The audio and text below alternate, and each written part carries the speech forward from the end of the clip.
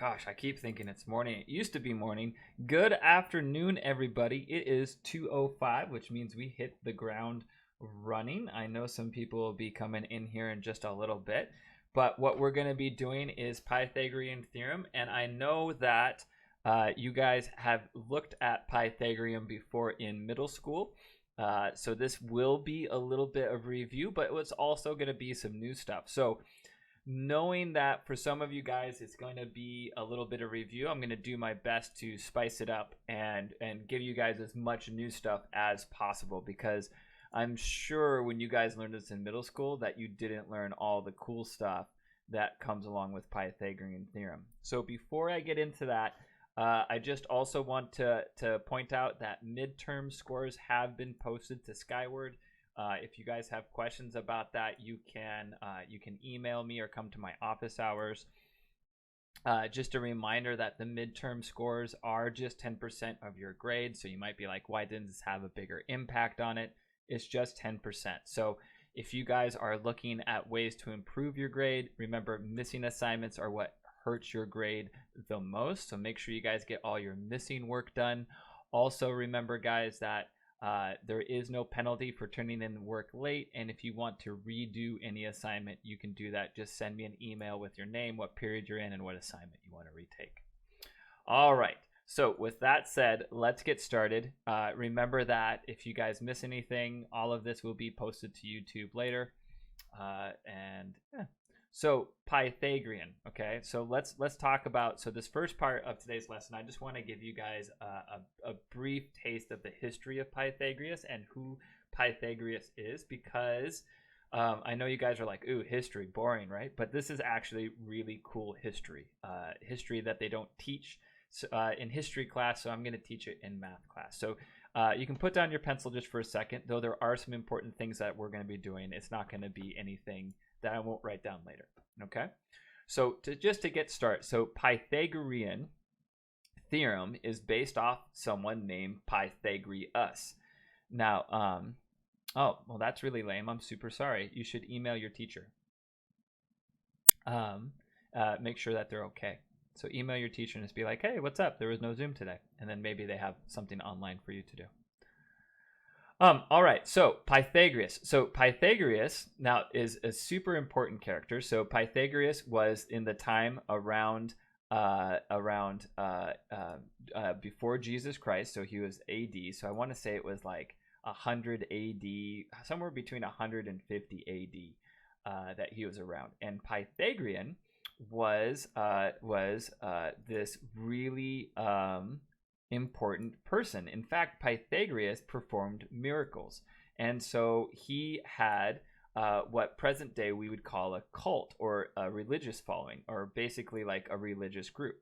Okay, and like for example, he was before Jesus, but he performs miracles, and it attracted a lot of attention. So one of the miracles he performed was he walked on water, and this is, you know, in the story, historical things. And so this guy was kind of like he was considered to be holy. He was a biblical figure for these people.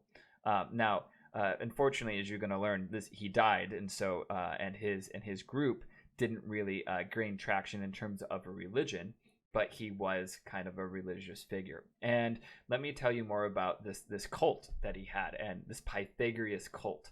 Like, can you imagine people wearing dark robes and chanting "nighttime is the right time" kind of thing, right? So their belief, the Pythagoreans' belief, was that the world, that there was a God, and that God communicated through math. Now, you might be like, well, okay, that's a little far-fetched, but it's not. Think about it. Math is a language that works everywhere on the planet. It's true in any spoken language, written language, and it works everywhere in the universe. It is the only universal language we have. Right? Everything has math. The properties of math are the same regardless, and which is why it's often thought if we encounter a alien civilization that we would communicate with them using math, because math is so universal.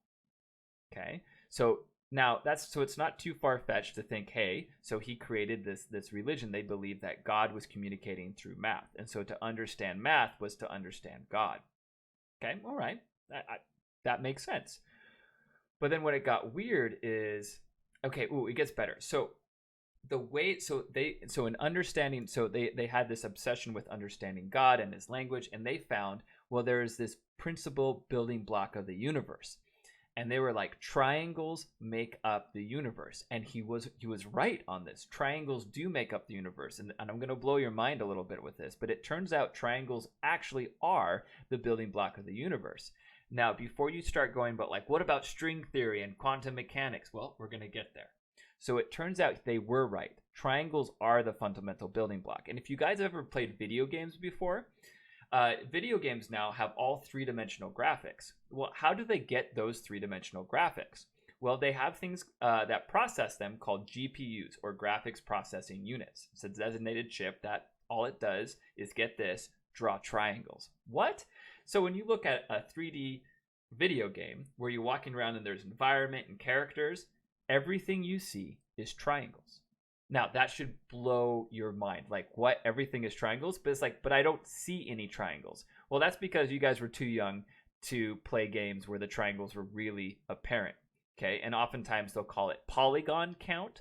But the only polygons they're using are triangles because they're the easiest and quickest to render. Okay, so what's going on there is that computer games, they make such small triangles and then use tricks to smooth the triangles out that it doesn't look like triangles. Okay, and you might, if you're in video gaming now, you might say like the next big thing is ray tracing. Okay, but triangles make up all the textures in your video games. So, but and it's even more than that, and I'll show you here in just a little bit. It actually turns out that triangles are circles.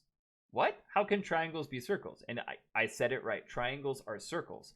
And circles, it turns out, are actually just waves wrapped around. And waves is string theory, which is that everything in our universe is made from waves. And so, boom, right there, triangles are the foundational like shape of the entire universe. And we'll get into more, and I can't get too much into that. Anyway, so back to Pythagoras.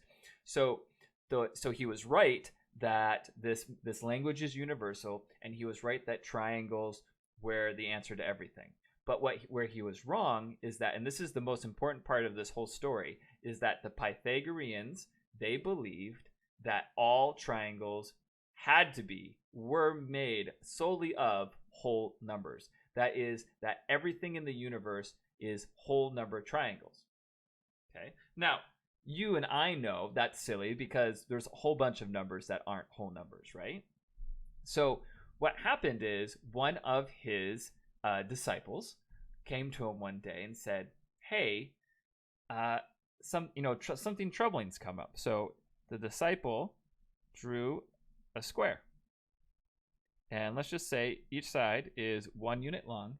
And then he was just like, "Well, if I take this square and I cut this square diagonally, no matter what I do, this side is not a whole number. You can't make a square with triangles without non-whole numbers." Well, that's a huge problem because squares are really big, right? So doing what any good cult leader would do when someone comes to you with information that would totally tear down the cult that you're leading, right? Like, think about that. What would you do? You're a cult leader. Someone comes and says like, "Hey, like, your cult is based off of a lie." Right? So he did the only thing reasonable. He took him out fishing, right? He was just like, "Hey, let's go fishing together." And then he drowned him. Okay? Because you can't have your cult being ruined by this little measly truth. Okay? And this is a true story, and it's written in historical documents. So much fun. Isn't history fun? Murder. Okay? And it gets weirder. So it turns out that the Pythagoreans weren't only underground cultish religious mathematicians, but it also turns out that they were the first recorded group to be vegan.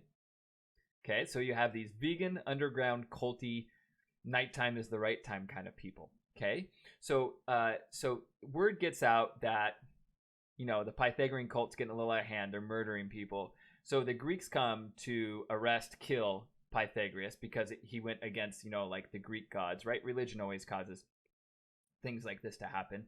And they show up to kill him. Now, Pythagoras could have gotten away, but he encountered a bean field, a farm that was doing beans. and he refused to cross through the field because he would have killed, stepped and killed some beans. Okay. And so that's the thing. He was just like, hey, I'm not going to run through this field. And so he stood there and he got killed. Now and then the last, I know history is just cool. So then it's really cool. So not really cool, but really interesting. So in retaliation to this, yeah, I'm crying too.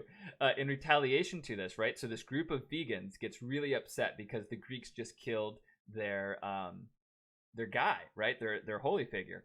And so they go out into the countryside, and there's these written records of these Pythagorean people coming during the night and slaughtering everyone's cattle. And that's how they got back. They just killed everyone's cattle. They were like, yeah, I don't know. I guess they were just angry. And they're like, take this, you meat eaters. Yeah. So, there you go. Historical evidence that vegans were always just kind of angry from the beginning of the day. Yeah. Okay. So a lot of cool history there, right? Oh, and did I talk about the part where he was like a prophet, right? Like he competed miracles, he walked on water and stuff, and he did all of that stuff before Jesus even was around, right? So he was like the OG of doing miracles. He didn't do the water to wine thing though. He did he walked on water, and he did some other ones. Anyways, really cool, interesting character, really cool history there. So what did they do? So basically, Pythagorean theorem. I don't have the time to do this proof, but what we can talk about is they focused on right triangles, and there's two legs, and then the side across from the 90, right, is our hypotenuse. And this should be review, but we're just doing some really quick pickup of where we left off. So you guys do want to take notes on this. So for right triangles, we have two legs, right? So we have leg A, we have leg B, and then we have the hypotenuse. Now it's the hypotenuse because it's the side opposite of the 90-degree angle, and the hypotenuse is the biggest side. So the biggest side goes with the biggest angle. Biggest angle, biggest side. Okay? All right, so basically the proof goes like this. It says, okay, well, if you take B and you square it, and that literally means to make this into a square, that's B squared, has an area of B squared, and then you take side A and you make that into a square. Sorry for my drawing if it doesn't look like a square. Okay, and then you take C. You don't have to do the squares.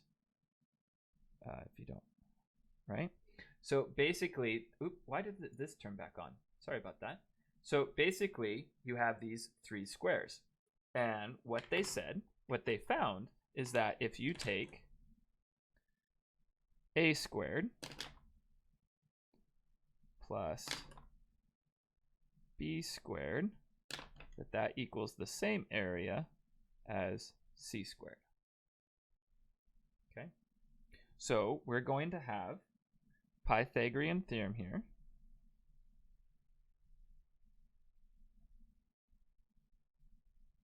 Is this. So A squared plus B squared equals C squared. Guys, there's nothing I can do about the leg right now. I'd have to reset my modem. So if it's on my end, there's nothing that I can do. Okay? All right, so I have Pythagorean theorem here. I have A squared plus B squared equals C squared. Okay, so, and you guys have seen that before. And the key here is that this only works for right triangles. Now, when they were working on this, they didn't have trigonometry. Okay, so this was before trigonometry.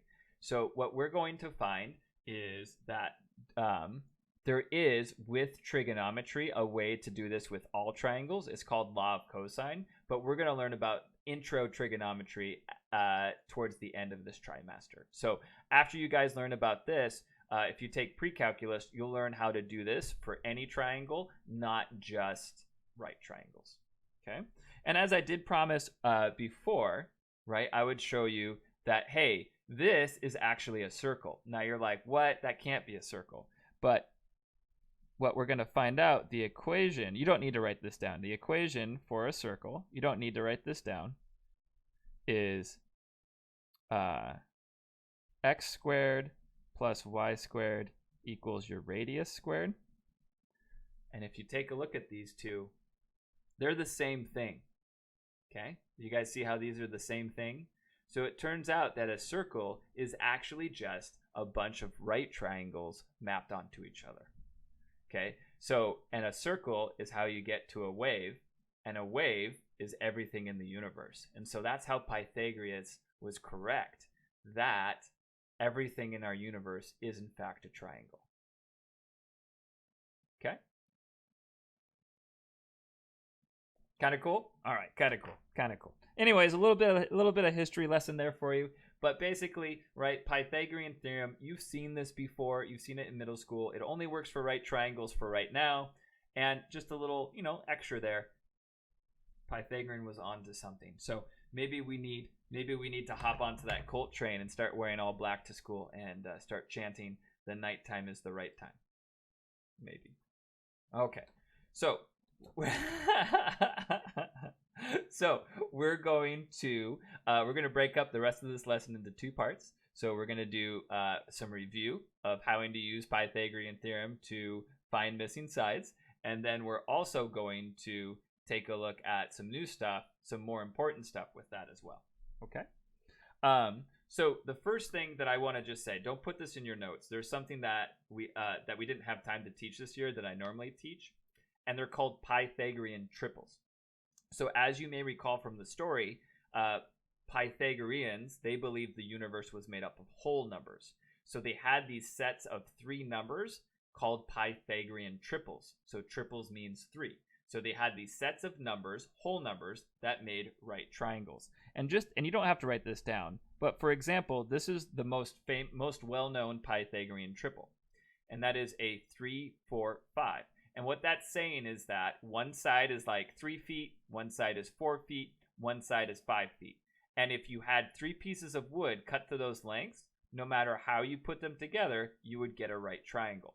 So if you know anybody in construction, you might be like, hey, do you guys ever use Pythagorean theorem? And absolutely, that's the easiest way to make a right triangle. You can do inches too. You can do 3 inches, 4 inches, 5 inches. You could do centimeters, 3 centimeters, 4 centimeters, 5 centimeters.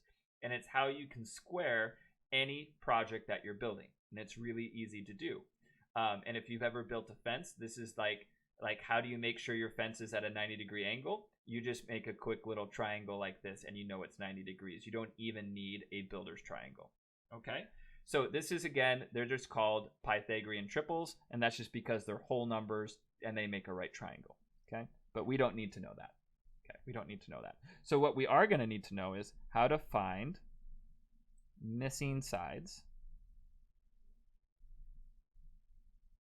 of a triangle. Okay? So finding missing sides. So we still have to remember here, again, we're taking this home, that the longest side,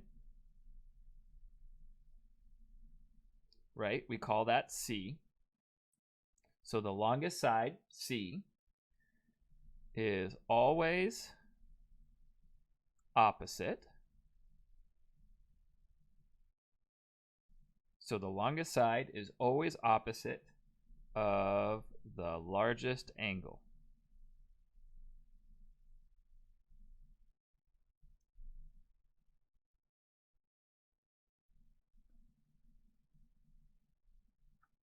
Okay, so the longest side is always opposite of the largest angle. Okay, so if I were to draw a picture of this, right? So your biggest angle in a right triangle is always going to be your 90. Okay, so your biggest angle is always in a right triangle is that. And then the hypotenuse is going to be the longest side. Okay, a kind of a fun joke, if you forget how to spell hypotenuse, is think of what does an airplane with someone using the toilet have in common with a right triangle? And that is, it's a high pot in use. So that's kind of silly. So if that's how you want to remember it, then that's one way of doing it. Okay. Okay. So let's go ahead and do some examples of solving this. Okay. So we're gonna do a couple examples together, and then I'm gonna have you try one on your own. So again, this is all review. So this should be getting the rust off what you're doing because you've done this before, and this is just review doing things. Okay. So let's say we have a triangle. Okay, a right triangle. And I'm going to label it. So I'm going to call this side 5, this top side 12, and then this side x. So the first thing we always want to do is identify what's our longest side. So in a picture, it's going to be easiest to identify where's my 90-degree angle, and then the side opposite of my 90-degree angle is going to be my hypotenuse. Okay. So that means that, right, this C is my hypotenuse, and then I have my other 2 legs here and here. Now remember, with your legs, it doesn't matter what you name what, right? So we have A and B, and then what really matters is that this is my hypotenuse, okay?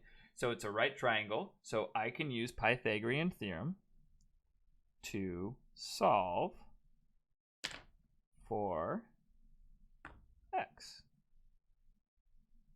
right? So it's each side squared. So I have the legs squared added together, and then that equals the hypotenuse squared. Okay, and then to solve this, you guys remember, how do we undo a square? What do we do? How do we undo a square? What do we got, guys? How do we undo a square?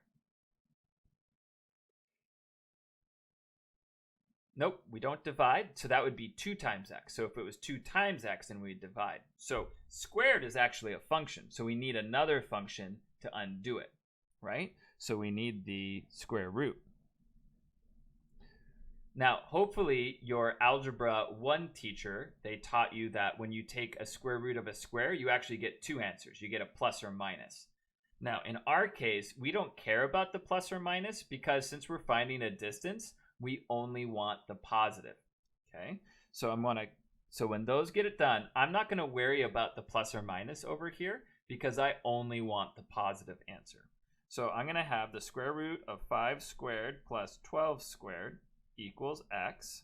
So whether you have a physical calculator or you're using whatever that Desmos, whether you're using Desmos, it doesn't matter. But you're going to type this in. So in this case, I'm going to have the square root of 5 squared plus 12 squared, and it looks just like this, okay? So I go ahead and I hit enter, and I get 13 equals x, and that's my answer. Okay? So that is a little review of what you guys hopefully have done before. Okay? Does anybody have questions about example 2?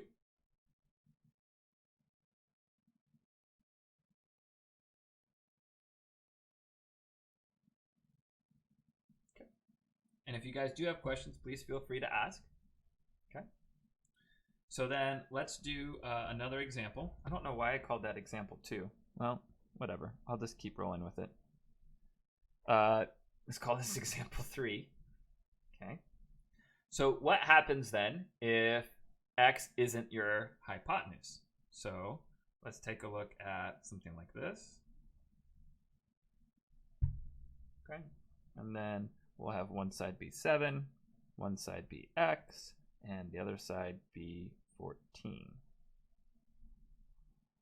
So again, as you're writing this down, you're thinking, okay, what side is my hypotenuse? Okay, because just because we're solving for x doesn't mean x is always going to be by itself. So we look for the 90-degree angle, and then we look for the side opposite of it, right? So 14 here is going to be my C, 7 and x are going to be my A and my B. And again, it doesn't matter which one's your A, which one's your B, and it doesn't matter which one's your C. All that matters is that your C is the correct one. That's what I meant to say. So it doesn't matter what A and B are, it matters which one's C. So in this case, I'm going to have 7 squared plus x squared equals, and then I'm going to have 14 squared. Okay, so I'm doing Pythagorean theorem. So make sure you figure out which one is by itself. That's going to be your hypotenuse, and that's furthest away from your 90, or it's the biggest side. So this is going to be 14 squared. So now, I know teachers teach this next thing differently, but I think they're wrong. So, and the reason for that is you won't want to use your calculator all the time, because if you do that, then you run the risk of making a mistake with your calculator, and we don't want to make calculator mistakes. So we're going to do this all algebraically and do the calculator at the very end. And if you guys can learn how to do that, you're going to be so set up to do math like any kind of math for the rest of your life. Okay, so always get x by itself first before you do calculations. So for example, don't do 7 squared and 14 squared in your calculator. Instead, to solve this, let's solve for x first. So I don't want the 7 squared on this side, so I'm going to minus 7 squared on both sides. Now, you can't combine these. They're two different bases. This is 14 times 14, and this is 7 times 7. So you can't do 14 minus 7, because this is 14 times 14, and this is 7 times 7. You can't do that. So when you do, is you just leave them as is. And it's just like, I don't want to do that math yet, right? That's exactly what we're saying. So we're just going to say, okay, so at some point, I need to go 14 squared minus 7 squared. Okay, we're lazy. We're not going to do it. Then I say, okay, I got the x term by itself, and it's squared. So to get rid of squares, I take the square root. They go away. I'm not going to do plus or minus here. I just want the positive. So I'm going to have x equals the square root of 14 squared minus 7 squared. And then at this point, I'm just going to do it all at once in my calculator. So I'm going to have the square root of 14 squared minus 7 squared, like this. Now, in this case, it gives me a simplified version, okay? Now, the Desmos does not do this, okay? Desmos doesn't do this. So in your answer, you can either write 7.3, this is called the exact answer, or if we use little squiggly lines, we can do the approximate answer. Now, if you're using a yellow calculator, you hit the double arrow button right here. For Desmos or any other calculator, I think it just automatically gives you a decimal. So the homework assignment that we're going to be working on tomorrow is going to go to the second decimal place. So remember, to round, you always look at the number next to it, and if it's 5 or higher, you round up. If it's not 5 or higher, you keep it the same. So this answer is going to be 12.12. Okay, so again, this top is the exact answer. This bottom is your approximate answer, right? Because approximate means we round it. Does anybody have questions about this? Are you guys, is this like, oh my gosh, I did this at some point in my life. It's there in my head somewhere. Hopefully we're doing okay, guys. If you had questions, hopefully you would ask what we're doing. Does anybody have questions with this? All right. Okay. So I want to have you guys try a couple of these on your own, and then we got some new stuff, and then we'll try that. So here, let's try this on your own.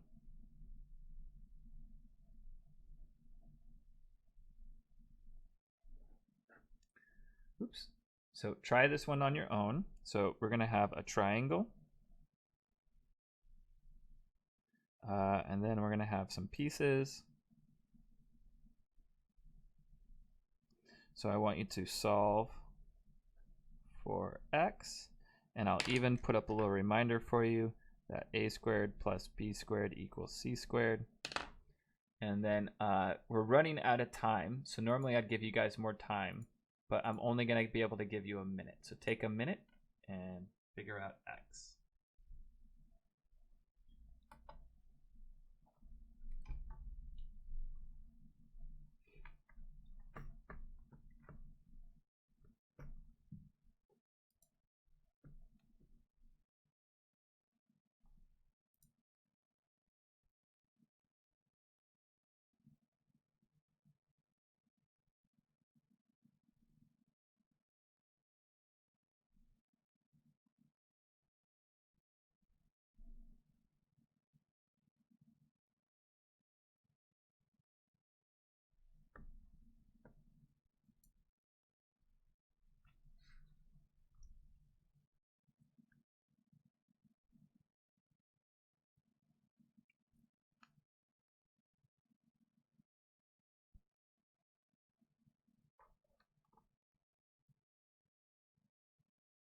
All right, sorry, I know that's not a lot of time, but we have to make sure we get through everything.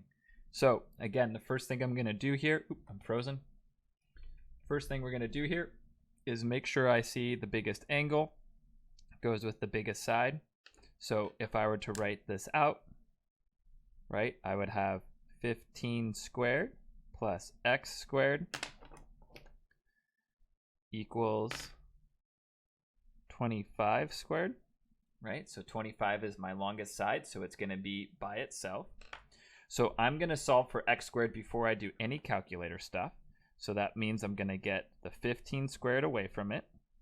I cannot combine these. Again, this is 25 times 25 minus 15 times 15, so we can't combine those.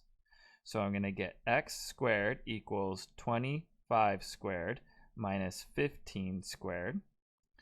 I'm going to square root both sides. So I get x equals the square root of 25 squared minus 15 squared. And I'm just going to type that into a calculator. So I turn this on. I get square root of 25 squared minus 15 squared. And I get 20.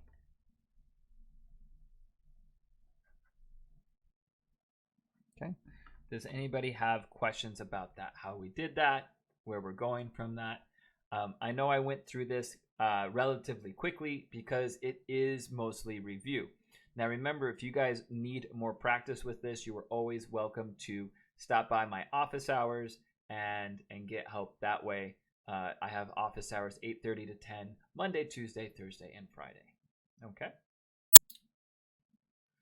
All right. So this is the review stuff, the old stuff, the good stuff, right? But now let's get into the new stuff. Okay. So what the heck are we going to be doing with this? We're going to be classifying triangles. So a big thing about the Greeks and up until this point is if you needed to build something, you need precise measurements. So Pythagorean's theorem was a revolution when it came to building things that were square or had 90-degree angles or angles that were easy to replicate. Okay, but before we do this, we need to remember, okay, that a squared plus b squared equals c squared is for right triangles only. Okay, remember it's cultish, right? So you got to be a right triangle to be in. Okay, so a squared plus b squared equals c squared is for right triangles only. So what we're going to do is we're going to make a table. Okay, so if you just draw a line across and then put it into 3 parts. So you're going to have a table with 3 parts. Okay, so just kind of draw a line straight across and then just 3 parts. In the middle, we're going to start with something that we know.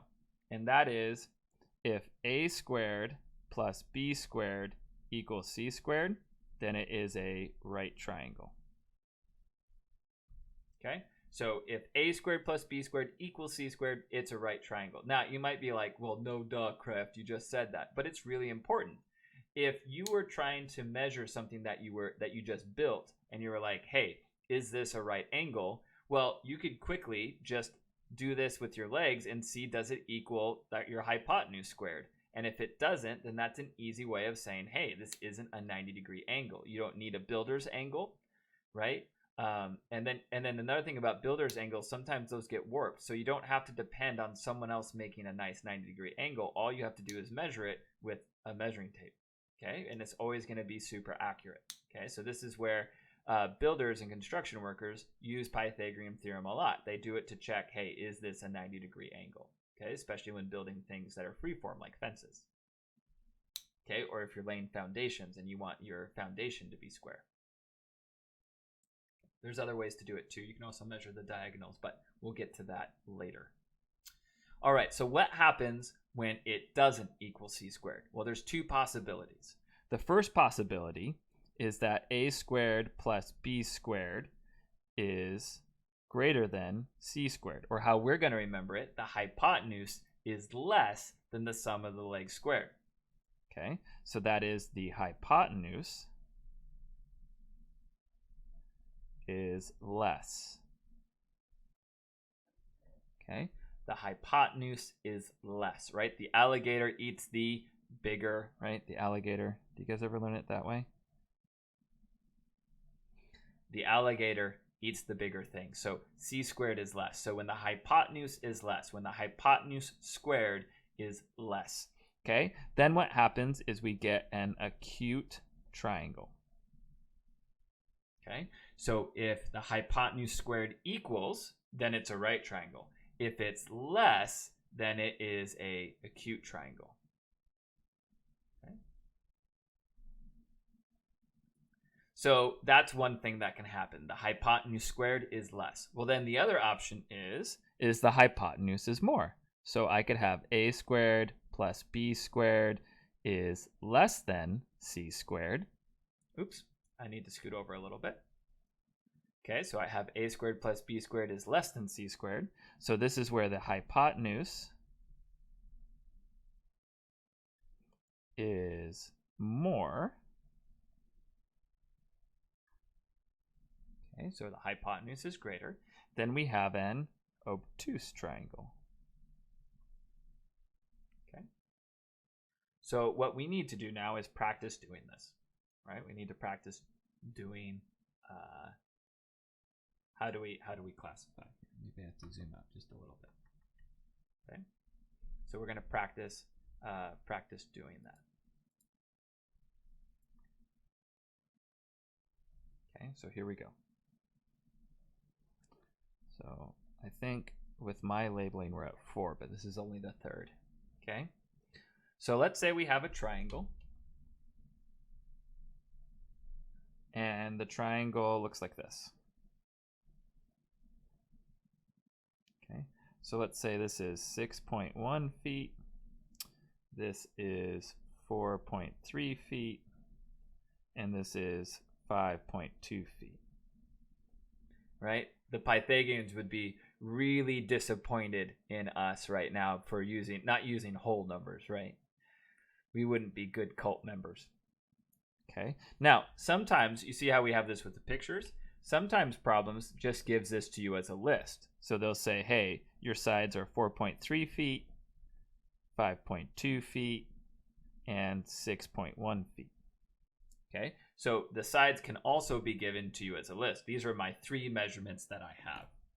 Okay, well, to do this, remember the most important thing is always the hypotenuse, right? The other ones have names that are just leg, right? Hypotenuse is your all-star. Hypotenuse is your cool kid. You want to focus on that. Okay, so 6.1 feet is our biggest side. Right? So this is going to be our C. Okay, that's our biggest side. So that means that these two are going to be my A and my B. Okay, so identify your biggest side first. Always identify your biggest side. And then the other two are just going to be your A and your B. Okay, so now we're going to compare them. Okay, so we're going to compare 4.3 squared plus 5.2 squared, right? This is your A squared plus B squared. And we're going to compare that to our 6.1 squared. Notice how I didn't put a equal sign here. I'm glad you're back. So notice how I didn't put an equal sign here, because what we're going to do is we're going to compare. Right? We're going to compare these. So this is where you're just going to plug both of these into a calculator. So in my calculator, I'm going to have 4.3 squared plus 5.2 squared. And then I get 45.53, right? So these equal that. And then on the right side, I'm going to plug this into a calculator. So I get 6.1 squared. And then I get, oops, sorry, hard to see with the reflection, 37.21. Okay, so now we're going to compare these. And what's really important here, I'm going to box this, right? And I'm going to star this. I'm going to say, always look at the hypotenuse. Always look at the hypotenuse. always look at the hypotenuse. Always, always, always. Or else you're going to get confused if you switch going back and forth. So we're always looking at the hypotenuse. Okay, so looking at the hypotenuse, the first thing we're going to look at is, are these equal? They're not equal, right? So it's not a right triangle. So the next thing is 37.2 smaller than 45 or bigger? Well, it's smaller, right? It's smaller. So then this is smaller. So it's going to be an acute triangle. Okay. So again, always look at the hypotenuse first. Does it equal? Is it bigger? Or is it smaller? If it's bigger, it's the obtuse. If it's smaller, it's the acute.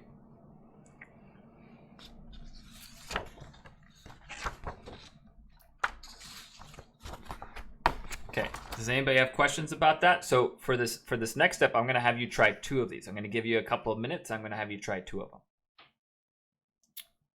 We okay with that?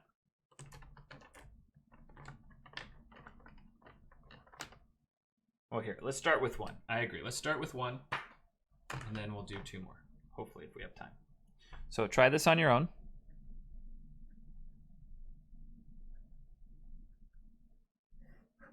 So I'm going to give you, so I want you to classify the triangle. And we're going to have a couple of sides. We're going to have 11 meters, 14 meters, and 15 meters. Okay, so here I can zoom back in here. So classify the triangles. So you have 3 sides, and I'm going to give you guys a minute to try this out. So identify which one's your biggest side, right? That's going to be your C.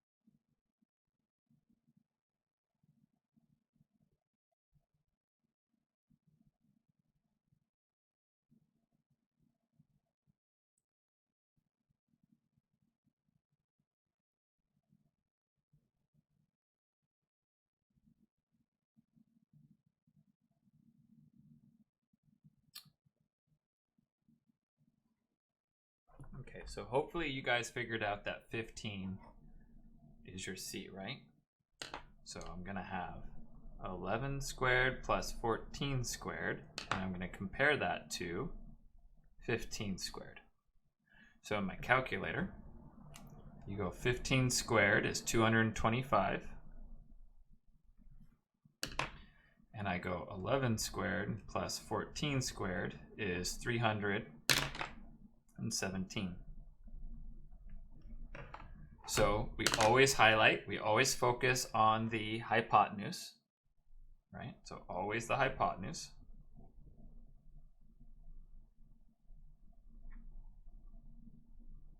Always. And I say, okay, are they equal? No, they're not equal. Okay, so then I think, okay, is it bigger or smaller than 317? And what I see is it is smaller. So that means this is acute.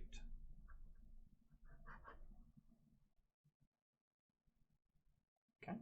Does anybody have questions about that? How are we doing? We doing okay?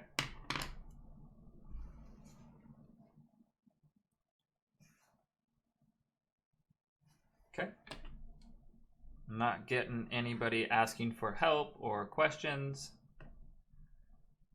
Okay, so then I'm gonna have you guys try 2 more before the end of class. That was my calculator falling off the end.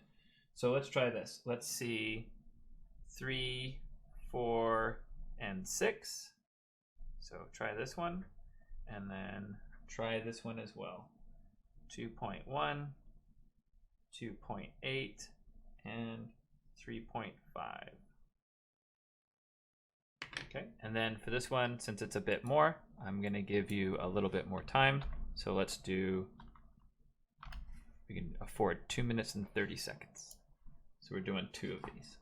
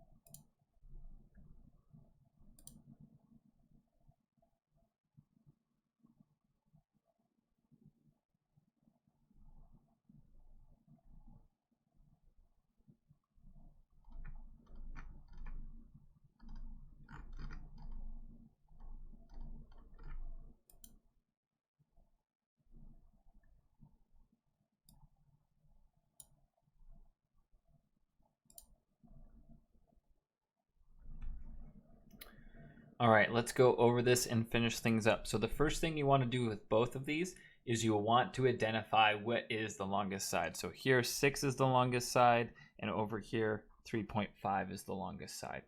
So when I go to write these out, I would have 3 squared plus 4 squared, and then here I'd have 6 squared. And then while I have the blue pen, I can do 2.1 squared plus 2.8 squared, and then 3.5 squared. So I'm going to grab, oh, of course, my calculator that fell down behind my computer. Here it is.